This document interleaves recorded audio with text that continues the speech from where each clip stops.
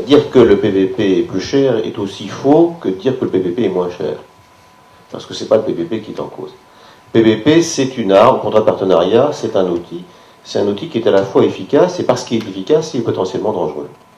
C'est exactement comme un fusil de chasse. Si vous voulez aller à la chasse, le fusil c'est efficace mais c'est dangereux. Si vous voulez éviter de tuer un promeneur, vous pouvez y aller au lance-pierre. C'est moins dangereux mais c'est moins efficace.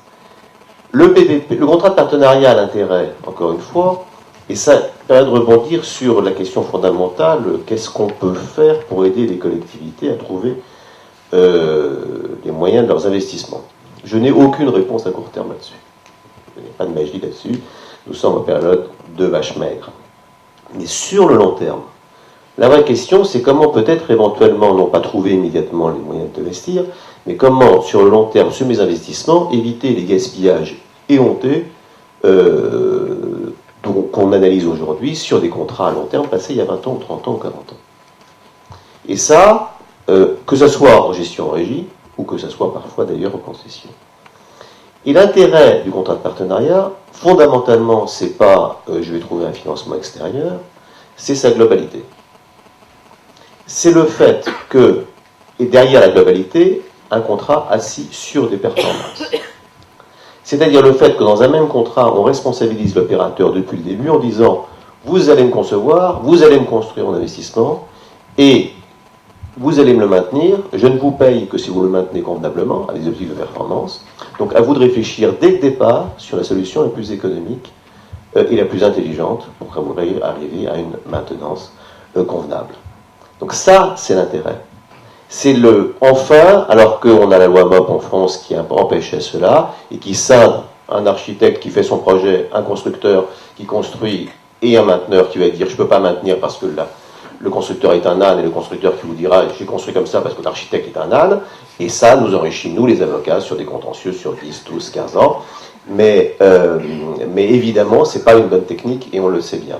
La globalité, c'est justement le fait de réfléchir dès le départ sur comment utiliser le profit comme un outil efficace en matière d'action publique. Voilà. Et comment utiliser ce profit? Eh bien en fixant dès le départ des objectifs de performance qui soient simples, clairs, quantifiables. Et à partir de là, vous avez une mécanique qui, quand elle est bien gérée, est beaucoup plus efficace qu'une gestion directe. Mais là, et donc on revient à cette question-là. Est-ce qu'un contrat de partenariat est plus cher ou moins cher? Ça va dépendre fondamentalement de deux éléments. Un, les modalités de la passation. Donc, on revient toujours au b.a.-ba, la définition du besoin. Et l'hôpital sud-francilien est exactement le contre-exemple. On a voulu aller à toute vitesse.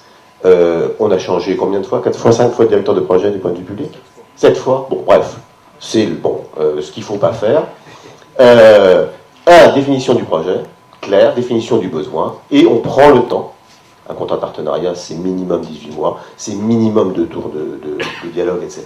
On se donne les moyens de cet investissement. Et ensuite, élément fondamental, les éléments de contrôle. Un contrat de partenariat, ce n'est pas quelque chose qu'on signe et ensuite on dort. Je renvoie aux fameuses délégations de service public, dans les contrats d'affermage, où on laisse faire le fermier, comme ça on n'a pas à s'en embêter, et qui ont connu à tous les dérapages que l'on sait. Un contrat de partenariat, encore une fois, c'est un partenariat, les deux partenaires sont dans le même bateau. Le rôle de la personne publique va être de surveiller, de faire vivre ce contrat. Et quand on le surveille, eh bien à ce moment-là, ça peut amener à des économies en termes d'action publique très importantes.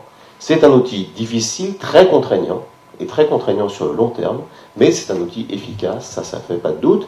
Et pour finir donc là-dessus, aujourd'hui en France, on a 150 contrats de partenariat signés, purement contrats de partenariat. Si on prend toute la grande famille des contrats globaux avec financement privé, on doit être donc BEA, etc. On est au-delà de 500 contrats. On commence à avoir une vraie visibilité. Il y a évidemment des échecs, et il va y en avoir, immanquablement. On regarde la Grande-Bretagne qui a maintenant plus de 20 ans de recul sur les purs contrats de partenariat. Il y a des échecs, et il y a des échecs notamment dans le domaine hospitalier, il y a eu des échecs majeurs dans la matière de prison, mais aussi des très très grandes réussites en matière de défense nationale par exemple, en matière d'école, Mais là, dans certains cas, les contrats ont été bien passés, ils sont bien surveillés. Dans d'autres, ils ont été mal passés et mal surveillés. Donc ça n'est pas l'outil, encore une fois, qui est en cause, c'est la façon dont les acteurs publics vont l'utiliser.